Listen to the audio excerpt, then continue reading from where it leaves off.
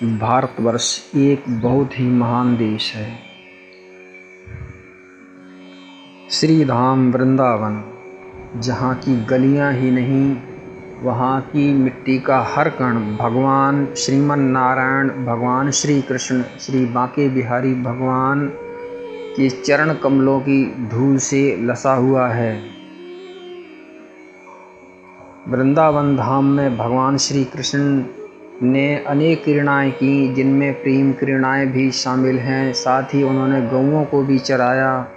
अपनी इन्हीं लीलाओं की वजह से भगवान ने श्री वृंदावन धाम को बहुत ही पवित्र तथा एक प्रकार से पृथ्वी का वैकुंठ बना दिया। यहाँ की गलियाँ बेहद ही अलग प्रकार की हैं, बेहद ही पवित्र हैं।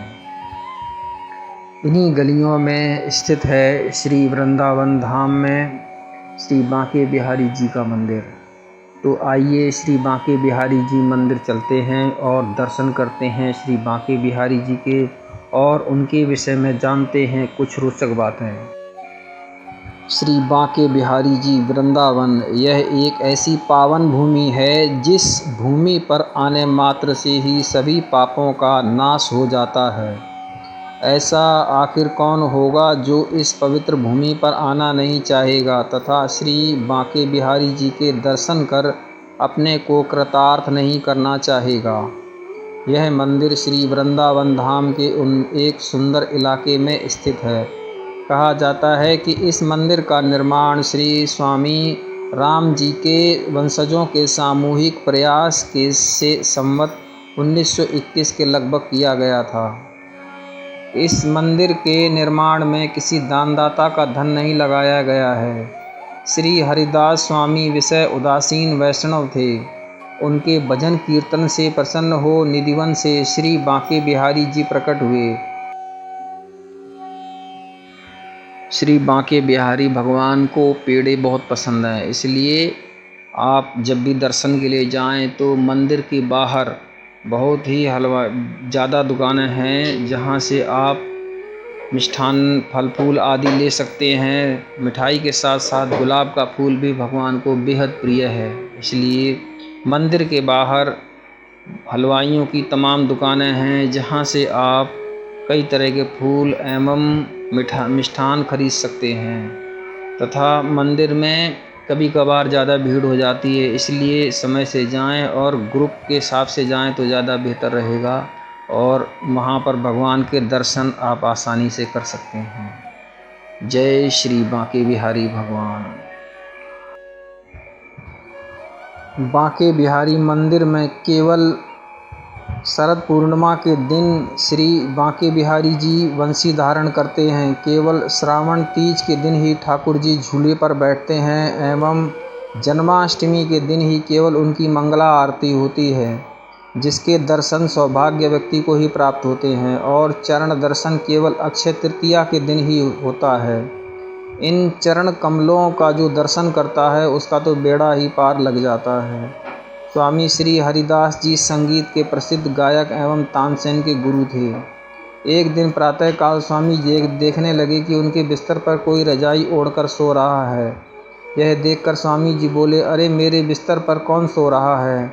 वहाँ श्री बिहारी जी स्वयं सो रहे थे। शब्द सुनते ही बिहारी जी निकल भागे, किंतु वे अपने चूड़ा एवं बंसी को बिस्तर पर रखकर चले गए। स्वामी जी वृद्ध अवस्था में दृष्टि जीर्ण होने के कारण उनको कुछ नज़र नहीं आया। इसके पश्चात श्री बिहारी जी मंदिर के पुजारी ने जब मंदिर के कपाट खोले तो उन्हें श्री बांके बिहारी जी मंदिर के पुजारी ने जब मंदिर में कपाट खोले तो उन्हें श्री बांके बिहारी जी के पल्ले में चूड़ा एवं बंसी नज़र नहीं आई, किंतु मंदिर का दरवाज़ा बंद था।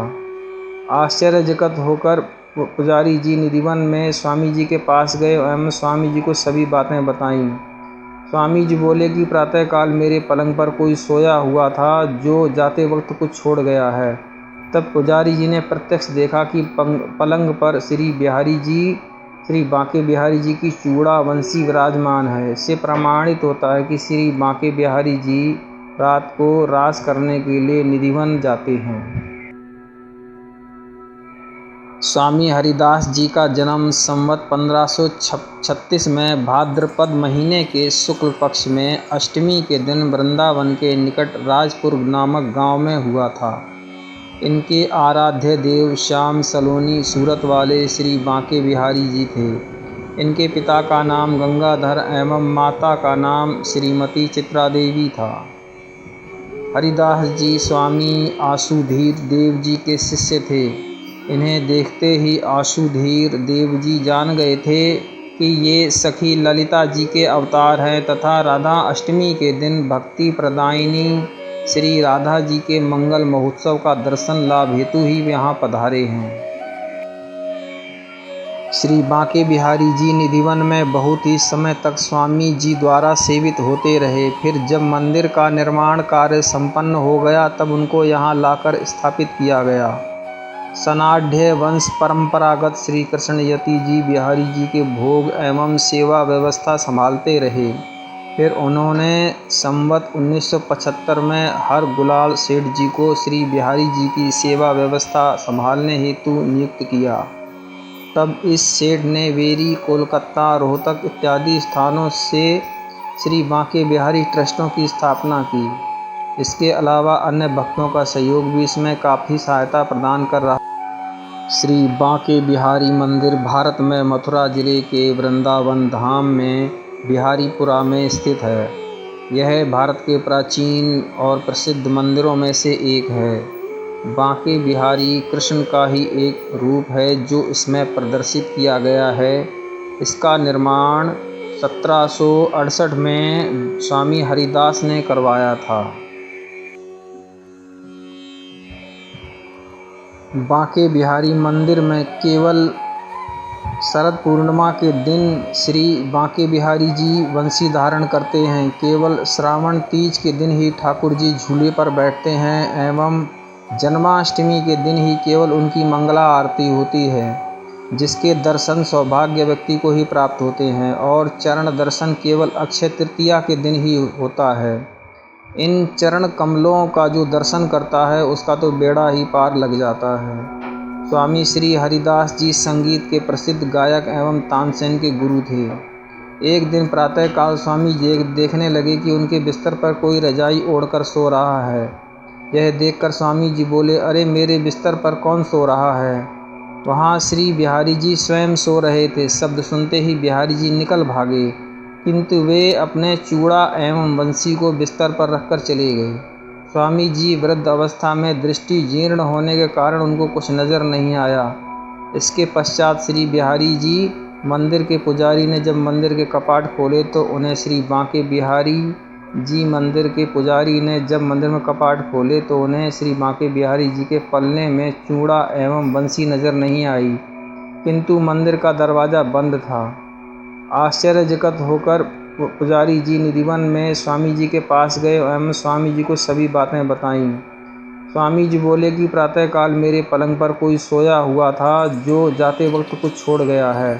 तब पुजारी जी ने प्रत्यक्ष देखा कि पलंग पर श्री बांके बिहारी जी की चूड़ा बंसी विराजमान है। इससे प्रमाणित होता है कि श्री बांके बिहारी जी रात को रास करने के लिए निधिवन जाते हैं।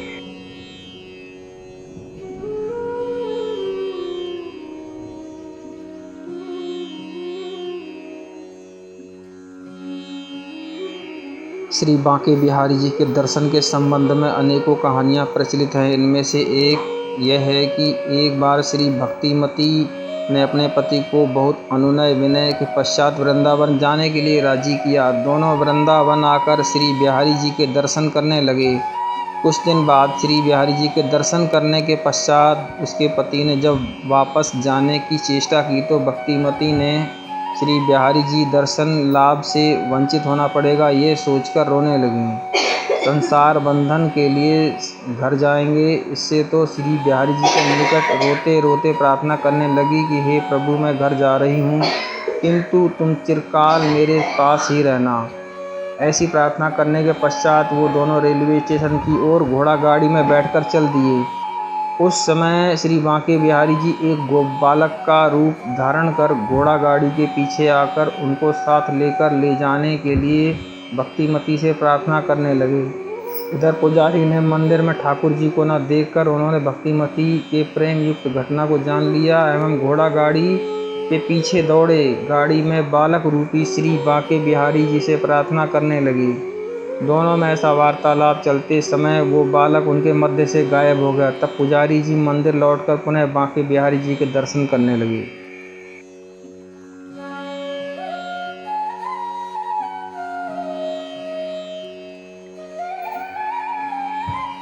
इसी कारण से प्रातः श्री बिहारी जी की मंगला आरती नहीं होती है, कारण रात्रि में रास करके यहाँ बिहारी जी आते हैं, अतः प्रातः शयन में बाधा डालकर उनकी आरती करना अपराध है। स्वामी हरिदास जी के दर्शन प्राप्त करने के लिए अनेकों सम्राट यहाँ आते थे। एक बार दिल्ली के सम्राट अकबर स्वामी के दर्शन हेतु यहाँ आए थे। ठाकुर जी के दर्शन प्रातः 9 बजे से दोपहर 12 बजे तक एवं शाम 6 बजे से रात्रि 9 बजे तक होते हैं।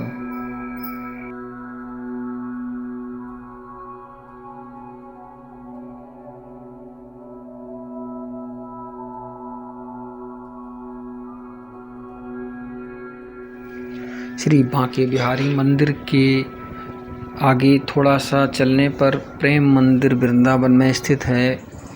प्रेम मंदिर अपने आप में प्रेम के लिए समर्पित एक मंदिर है, जिसे कृपालु जी महाराज ने बनवाया है। इस मंदिर में रात्रि के समय लाइट की छटा देखते ही बनती है। ऐसा माना जाता है कि मूर्ति की चमकीली आंखें बहुत देर तक देखने पर आपको बेहोश कर देंगी, इसलिए पर्दे बार बार बंद कर दिए जाते हैं। आरती के लिए कोई घंटियां नहीं हैं, क्योंकि इससे बच्चों को परेशानी हो सकती है। श्री बांके बिहारी मंदिर में साल भर श्रद्धालुओं का तांता लगा रहता है। श्रद्धालु यहाँ पर आकर भगवान के दर्शन करते हैं और अपने आप को धन्य करते हैं। यहाँ पर श्री बांके बिहारी का स्वरूप श्री राधा रानी के साथ में विग्रह रूप में है।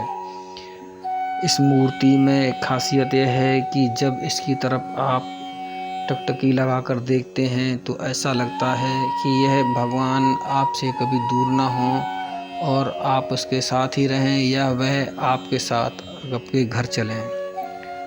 भगवान श्री बांके बिहारी जी बहुत ही मनमोहक और नटखट हैं, इसलिए इनकी दृष्टि से आपकी दृष्टि बराबर ना लगी रहे, इसलिए बार बार पर्दा किया जाता है ताकि भगवान कहीं मंदिर छोड़कर आपके साथ ही ना चले जाएं।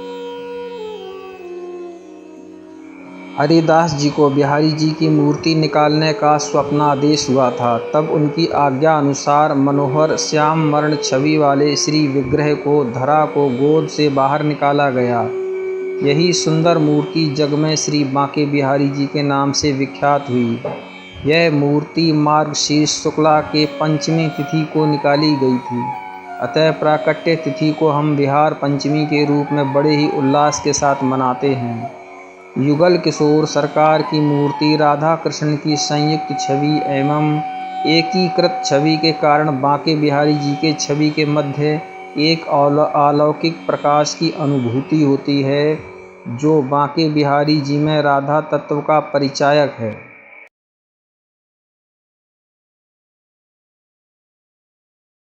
श्री बांके बिहारी जी की मनोहर छवि अपने आप में बेहद ही मनमोहक और बहुत ही आकर्षक लगती है।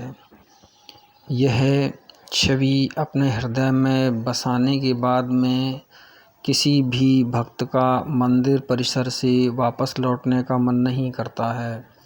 वह यही सोचता है कि सदैव भगवान की छत्र छाया में और उनके चरणों में पड़ा रहे तथा उनकी सेवा करता रहे और दर्शन मात्र से अपने भाग्य को संवारता रहे। यह भगवान श्री बांके बिहारी जी की मूर्ति अपने आप में एक बहुत ही अनूठा और रोचक उदाहरण है, जो भगवान के हृदय को आनंदित और गदगद कर देता है और भक्ति से परिपूर्ण कर देता है। जिसके कारण भक्त अपने लोक परलोक को संवार लेता है और अपने सभी पापों को नष्ट करते हुए भगवान की शरण में चला जाता है। भक्तजनों, आज की इस वीडियो में इस प्रस्तुति के साथ में बस इतना ही। तो दोस्तों, आपका यहाँ बने रहने के लिए बहुत बहुत धन्यवाद और साथ ही आपसे विनम्र प्रार्थना है कि यदि आपको यह वीडियो अच्छा लगे तो चैनल को लाइक करें,